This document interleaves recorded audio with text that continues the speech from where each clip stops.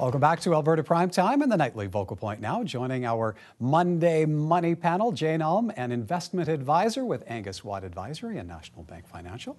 Russell Dratwa, senior investment advisor, Canaccord Wealth Management. Russell, good to see you as well. And in Calgary, Shafiq Hirani, director and senior executive financial advisor with Investors Group. Hello, Shafiq. Hello, Mike. How you doing? I'm doing well. All are Albertans missing out on an important investment strategy. According to a recent survey done by ING Direct, many Canadians still do not have or even understand what a tax-free savings account is. In fact, only 37% say they have a vague idea about TFSAs, and 13% don't even know what they are. So, Shafiq, are these numbers surprising to you? They are. You know, the government seems to be doing whatever it can to try to help Canadians save for their retirement, and a lot of people aren't taking advantage of everything that's available to them, and it's curious why. You know, also in the statistics that ING put out, it's also interesting to note that the people that are taking advantage of them are generally the more affluent and the older, and it's the younger or the lower income bracket people that are not taking advantage of everything that's available to them. So there are opportunities out there for sure. Russell, why? Why so few? Is it because, like Shafiq just said, it's the higher income bracket that seems to be taking advantage of this? Is it because people just don't have enough money? You would think that that's the case. I mean, people that have the higher income are going to have the funds. Most people, if they could save, will save. But also, how motivating is it? We were talking in the green room about how it was only $5,000 and, you know, what kind of return you can get on there. But now we're going into our fourth year, so $20,000 per person. If you max out at $5,000 every year. And then you have a spouse, you're at $40,000. Now it's becoming a very effective tax planning tool for whatever. It might be for education, for whatever you might want to use it for in your life. And Jane, you don't have to max out at the $5,000. If you don't have that amount of money, you could still put $500, $1,000, $1,500 in. You can put whatever you want. The limit is $5,000 per year. If you go over the $5,000 per year, there's penalties. So you don't want to go over $5,000 in any given year, bottom line. But as Russ was saying, this can be used as a supplement to an education plan. It can be used to save for a house, a car, a trip, a variety of things. You don't have a tax implication for withdrawing it. If you look at taking money out of your RRSP as a home buyer's loan, or even for a lifelong learning plan, you still have to repay it. There is no tax implication, but you're losing that growth and you can't put it back in. Tax-free savings account, you can take it out, then the next year you can repay it. So it can be an ongoing. People need to treat it more as a long-term savings or a short-term savings account, something that they can put money in periodically. It doesn't have to go in as one lump sum. And Shafiq, both spouses can do this? You can essentially double up. Yeah, even your kids can do this. I mean, the nice thing about this is, and I think a little bit of the problem is people are getting sort of paralysis by analysis. They're confused. Do I put the money into an RSP? Do I put the money into my tax-free savings account? Do I put my money into a non-registered account? And there's also a little bit of the how, that what exact process do I have to go through?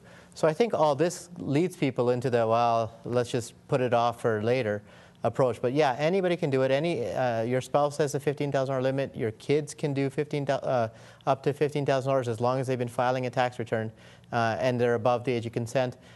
Seniors can do it. It's not like an RSP where there's an age limit of 71. It's not income tested. Anybody can do it. $5,000. Go to your bank. Go to your advisor. Set one up immediately. Get it done. Russell, this can be done self-directed too, right? And that's the key to understand is an RSP, a tax-free savings account, it's simply a chassis equates to a vehicle. The engine that you put in there, whether it's a tax-free savings account, you could put any type of investment into that plan, similar to you could put any engine into a chassis. And that's what's confusing people is like Shafiq was saying, like, I've got the RSPs, I got the tax-free savings, like there's GICs, there's RSPs. It's just overwhelming at times, and if the budget's tight to begin with, you certainly don't go exploring that. Just to start and keep it simple, it's a great supplement to an RSP. People that have pension plans should be looking at alternatives, and the tax-free savings account is a great option because you're never going to get that RSP money out tax-free if you have a pension, unless for some reason you're taking a year off or two for sabbaticals. It's just another vehicle. It's another bullet in the chamber. How early should we get started, Jay? 18, age of consent here in Alberta is 18. Start at that age, because if you're going to be going to university, you're 18 years old, you're working part-time, you're going to be saving money for school anyway, may as well save it where you're not going to pay any tax. Shafiq, is there the limit right now is 5,000? Any chance that this that limit could be raised? Could put more than 5,000? I know in the budget, Flaherty, the finance minister, did think about doing that. I think it's on the table right now. I think they're also they looked at introducing a new registered pool pension plan, and that came up as a higher priority. They talked about increasing RSP limits. So I think any increase in the TFSA room is really down the road for now. What I would encourage most people to do is take advantage of the $5,000 limit. A lot of people don't understand whether they should pay off a credit card, throw money into their mortgage, throw money into their RSP, or throw the money into the tax-free savings account. So, it does help to get an opinion, maybe seek financial advice. It's a complimentary hour to find a financial advisor at any bank or brokerage. Sit down and work out the solution so that you can take a little bit of action towards doing something. So full thumbs up. If I can add to that, it's just you don't want to miss this opportunity. They will change the rules. When it becomes a huge cash pot, they will change the rules. Right now it's sort of under the radar. The rules can be very liberal, so take advantage of it as you can. All right, up next, what our panelists will be watching for this week and why Iran just might be on that list. Stay with us.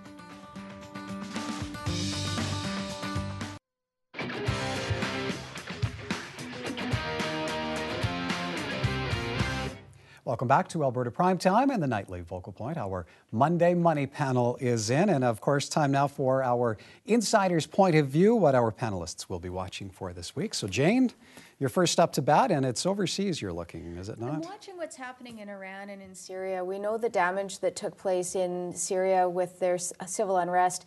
If we have something like that similar in Iran, there could be 400,000 barrels of oil per day that is not produced or exported. That can have a huge impact on the price of oil around the world. So that's one of for that price of oil, though. If that happens, we could see the price of oil move significantly higher, which is not necessarily a great thing for the global economy. Russell, what are you watching? Sound like a DJ here. All Europe, all the time. It's not going away. Friday's spinning your favorite hits. Friday's the EU summit. But what I want to really make sure that the viewers are paying attention to is this is just a great month if you're running back to pick your spots through the line because there's so much going on. And I believe that since August, the markets have gone up 8 times, 5% and down 5%. You've had so many opportunities to get rid of your dogs, take advantage of your tax loss selling that's coming to an end here in the next 3 weeks. Which we talked about last week. And buy a position in your favorite companies, whether it's for dividends or growth, whatever it might be with your objectives. This is going to be a great opportunity that people have a tendency to fall asleep in this season, and it's a great opportunity that's going to pass by a lot of individuals. So wake up. Yep. Shafiq, what's on your radar, sir? Yeah, much the same as Jane and Russ. There's two sort of perspectives that I tend to always keep an eye on. First is domestically. And domestically, we just came off of a pretty good GDP figure of 3%. Tomorrow is a very big key rate decision for interest rates, and I know a lot of people are expecting the Bank of Canada not to make any changes, but pretty soon interest rates are going to start creeping up. They might even look at lowering rates one more time to enhance the Canadian economy. So I'm looking at what's going to happen on actually tomorrow with Mark Carney's announcement and interest rates. Also on Friday, there's the ISM, the Purchasing Managers Index, and domestically, that gives us a good indication. That's a leading economic indicator, and that gives us a good indication of which way the Canadian economy is going. Internationally, I'm with Russell. I mean, the European Central Bank is poised to put out an $800 billion stimulus package. We'll see what that does for the euro, and we'll see what that does for the European markets. Hopefully, there's a Christmas rally. Standard & Poor's talking about AAA credit ratings at risk. Jane, how much of a concern would that be? They're talking Germany, Italy, Spain? Well, it really depends on this meeting on Friday, because if Germany and France have to backstop the debt of all the other countries, then it's like you backstopping, or the viewers backstopping the debt of their children and grandchildren. It can affect their credit rating. That's what S&P is saying. So they're saying, we may have to lower that. Now, as we saw with the U.S., lowering of a credit rating does not necessarily, especially if by only one agency, does not necessarily mean significantly higher rates right away. It still becomes the cleanest of the dirty shirts. Italy's looking a little bit better, Russell? They approved some austerity measures over the weekend. Too big to fail, too small to, I mean, it's the old scenario of, like Jane said, I mean, it's going to be ongoing, but I think people can use it to their advantage.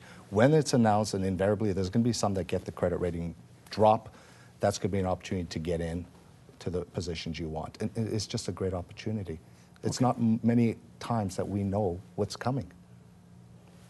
Take advantage.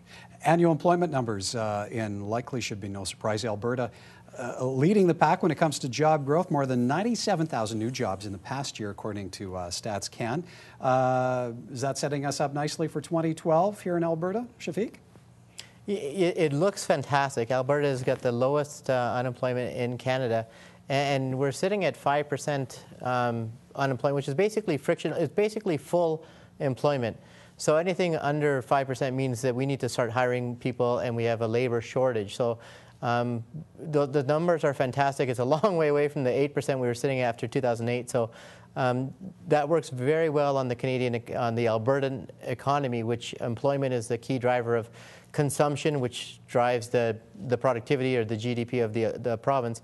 That being said, really much of what we do will be determined by oil and gas prices as well as international triggers. What's going to happen in the United States, what's going to happen with Europe. So, you know, it's great locally. However, our investment pockets will benefit more from what happens internationally. Oh, we'll be watching for what Jane says about the oil prices this week. Interesting stuff, folks. Thank you kindly. A great panel tonight. Jane Elm is an investment advisor with Angus Watt Advisory and National Bank Financial. Russell Dratwa, Senior Investment Advisor, Canaccord Wealth Management. And Shafiq Hirani, Director and Senior Executive Financial Advisor with Investors Group in Calgary.